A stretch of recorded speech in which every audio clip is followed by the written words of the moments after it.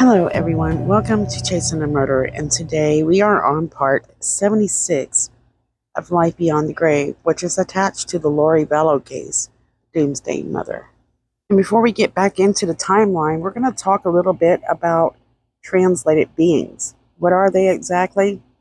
Well, we're going to give you a few characteristics of them real quick. They are blessed, but with like superpowers. They have no sorrow. They cannot be held in prison. They're immune from fire, sickness, and disease, immune from Satan's grasp, power over their own death, convincing power of Christ, power over the elements, power over the law of gravitation, not bound by natural laws of the earth, travel at the speed of thought, walk on water, perform miracles, unharmed by animals, walk among the unrecognized, raise the dead, unseen, receive the fullness of joy, and the last but not least for becoming a translated being or being referred to as gaining wings. All of this is connected to being a translated being. But there's a few rules that we left out. We could go a few more, like no need to eat. But you get the idea.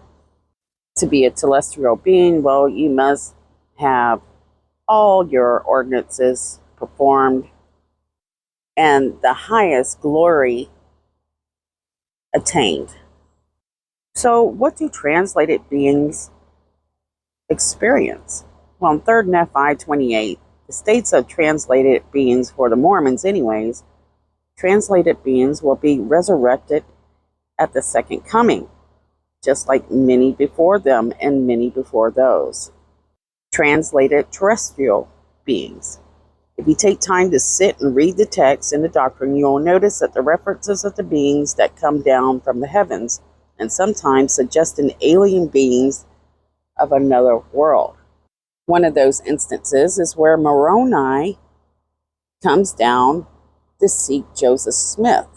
He wants to tell Joseph Smith about a special doctrine, a doctrine written in gold plates.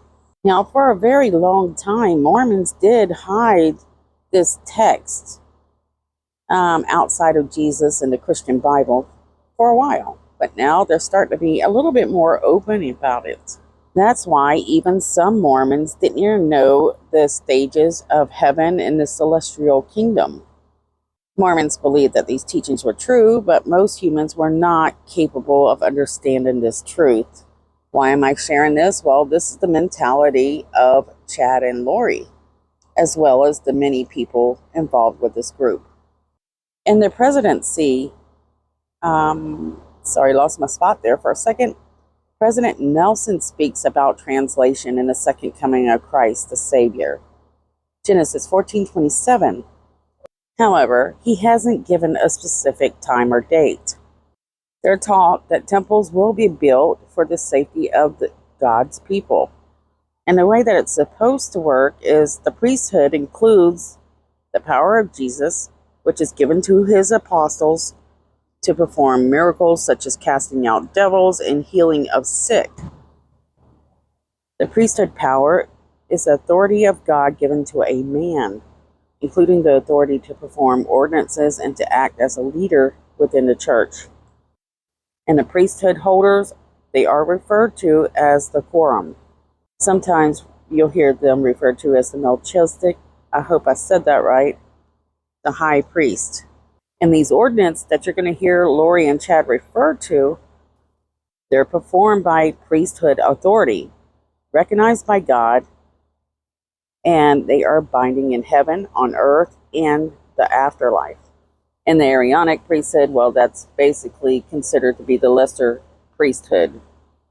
Now, something a lot of the women attached to this case believe is that Satan, he's actually targeting these women. And especially the ones that are not prepared by God, by knowing God. But for Lori, they've gone outside that circle and Satan is there to destroy her ranks with God. So this is something Lori is really understanding before she meets Chad, and it's just together these guys really make these things happen quicker than they anticipated. Well, quicker than Chad anticipated. So Charles and his family, they have moved to Gilbert, Arizona. We know this. And early 2019, Lori Vallow's only known Chad Daybell a few months, and Melanie Gibb is at Lori Vallow's nearly every single day. She's Lori's best friend. Lori says that Charles and her son JJ, well, they're going to die in a car accident by January 1st or 2nd of 2019, which didn't happen. But something did happen. According to Lori, Charles' body didn't die, but his spirit did. In fact, his spirit totally left his body, and it was replaced by a dark spirit by the name of Ned Snyder.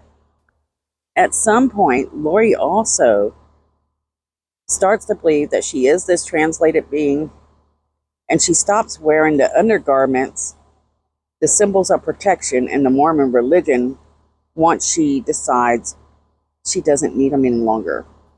Why? Because the translated being is protected from the wrath of end days and the destruction of that comes with it. Lori is also showing impatience of not being able to have intercourse with her lover, Chad. Based off my research, it seems that Lori Vallow seems to become very jealous of Julie Rowe somewhere in this time span. They take some of the stuff that she's already learned from Julie Rowe, they incorporate it into their teachings. But also, she's also responsible for pulling people away from Julie Rowe. What it appears is that she's wanting to start their own group and become the main people to lead the 144,000 to the end days. Julie Rowe has her own little spies out there watching and listening to what's going on with Lori Vallow. And I believe that she'll use her podcast to reach out to people to try to warn them of the trouble that's ahead. Now, let's talk about grooming and brainwashing. There are some people within this network of people, mainly Lori and Chad Daybell, even Melanie Gibb, to be honest, and David Warwick. They look at some people as weak. They are the people who want to love people, trust people, and give what they can to show that they care. These people are in tune with emotions. They suffer. They seek ways to escape this suffering. Some turn to alcohol and drugs. Others turn to God. And there are several people that they're collecting to join Lori's group, mainly Lori's group, because she's the one running this group. And they're looking for people that are into, open minds, that are empathetic to other people. People like Serena, April Raymond, Alex, and a few others. Of course, you have a few that pretend to have this empathy. Chad Daybell, Melanie Boudreau, and Melanie Gibb. But something they all have in common is they all seem to crave this grand power or to be an example to other people as godly people. The definition of brainwash: to make someone believe something by repeatedly telling them that it's true and preventing any other information from reaching him or her. One of the biggest brainwashing networks around is actually places like Facebook, Twitter, let's just say it, the entire internet. They also use it for manipulating people. We call them manipulators. And Lori is a grand manipulator. So what does that include?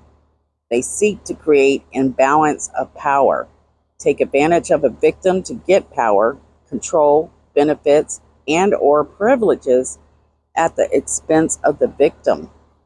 And this is what this entire group is about. Lori Vallow, Chad Daybell, Alex Cox, Melanie Gibb, Melanie Boudreau, even Julie Rowe. They like to convince people to do things to their benefit or agenda and don't necessarily share openly. They open the agenda factory and they get the production of manipulation going. People like Melanie Gibb, a woman who plays or seems to be seeking a part of every group imaginable attached to the LDS, to be honest. She has a ruse as well. She pretends to be a wholesome and honest and truthful mother, wife, and woman of God, attracted to drama that she says she hates so much. Melanie Gibb has always had an interest to fit in with the higher minds of the LDS and has reached out to several groups.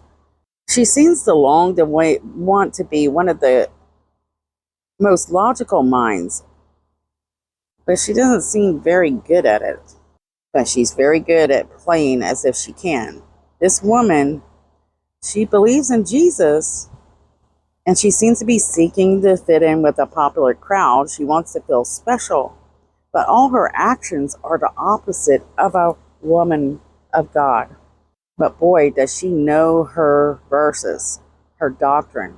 In Lori's group, well, they'll be able to feed her exactly what her little heart desires. Melanie Boudreau. Melanie Boudreau grew up a hard life. She loved her mom, she loved her family, but she deals with a problem fitting in. She has to work hard to do it. She's good at fitting in and faking certain things. For some reason, she completely adores her Aunt Lori. She knows she's a bit weird, but she's easily convinced to do and join groups. And for me, Melanie Boudreau was a little hard to read in between the lines. Since she's been hanging out with her Aunt Lori, she's learning how to manipulate and lie very well. And she puts in 100% effort in whatever she does. She's turning out to be a very loyal friend to Lori and the group and for people that she loves. But at the same time, she's also becoming an enemy's worst enemy, an enemy's worst nightmare. She seems to fit a little bit naive, but is she really? I think her biggest goal was to be loved and accepted. Alex Cox, Lori's brother, was a little bit more difficult to read. I think everybody's having trouble reading Alex Cox. He appears to be a helpful, loving individual, but he also seems to have this very dark side. He's true yin and yang, Dr. Jekyll and Mr. Hyde.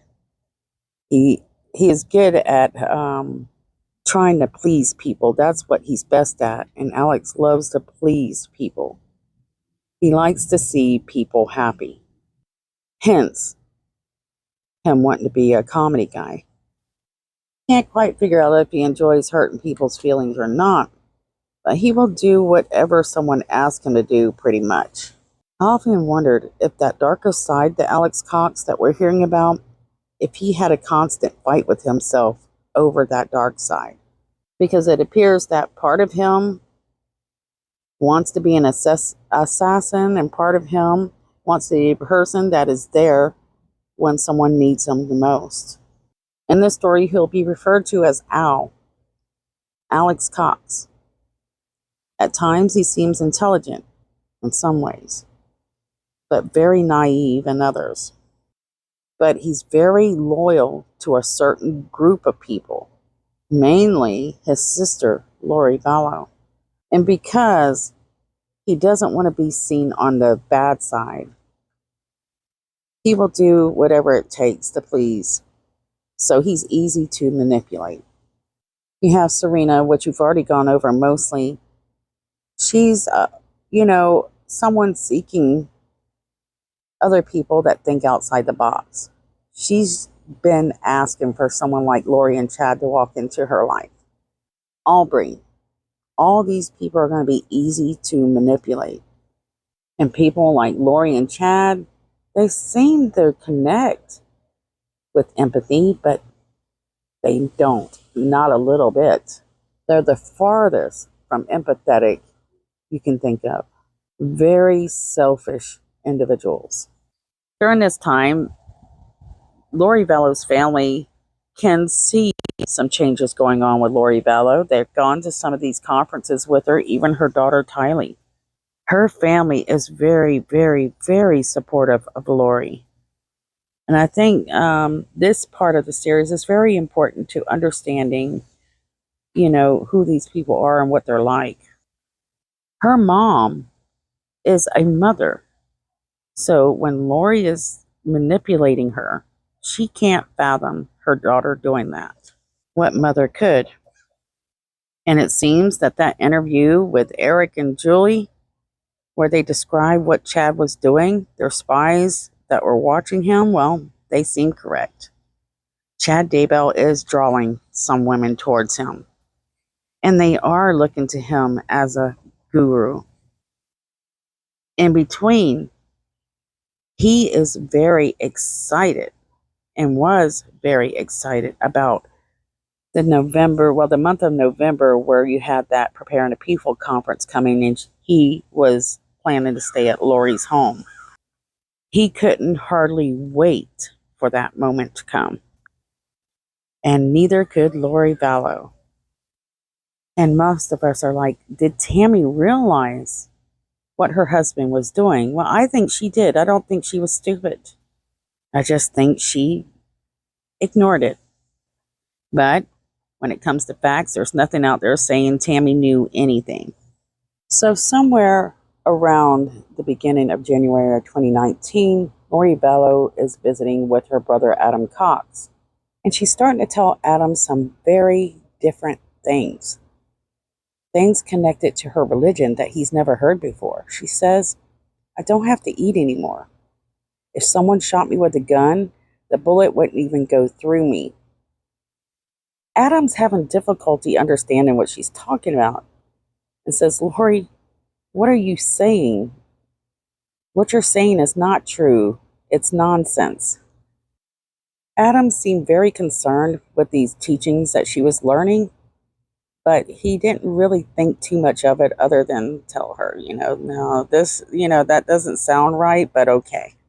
Because Adam was not accepting what she was saying, they kind of look at each other, and Lori asked him, you think I'm crazy, don't you? So imagine that you're Adam Cox for a minute, and you're having this conversation with her, and she looks you in the eyes and says, you think I'm crazy, don't you? What do you say? Well, according to a 2020 interview, Adam says he responded with, I don't know if you're crazy, but what you're telling me, it's not normal. And the sad part about this is Lori did not like Adam not agreeing with her. And it's at that point Adam says that his sister cuts him off. Something you will learn: if you don't agree with Lori, you are her enemy. One thing she told me was that when she was in the temple, she said she saw Jesus Christ face to face, and she talked to him. And I thought, that's an odd thing to say. Then we were standing in her kitchen, and she said that she was turning into a translated being. And I was like, what do you mean you're turning into a translated being? And she said, I don't have to eat anymore. And if somebody shot me with a gun, the bullet wouldn't even go through me. And I looked at her, and she looked at me, and I was like, Lori, what you're saying is not true. This is nonsense.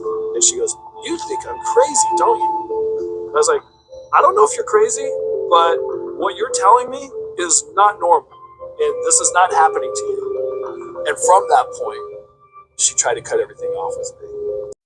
So imagine this, if this was your sibling, how devastating would that be? So at the time, I don't think they were really getting what was going on. And trust me, there is a lot going on that we're about to go over in the next few series. Don't forget about these missing girls.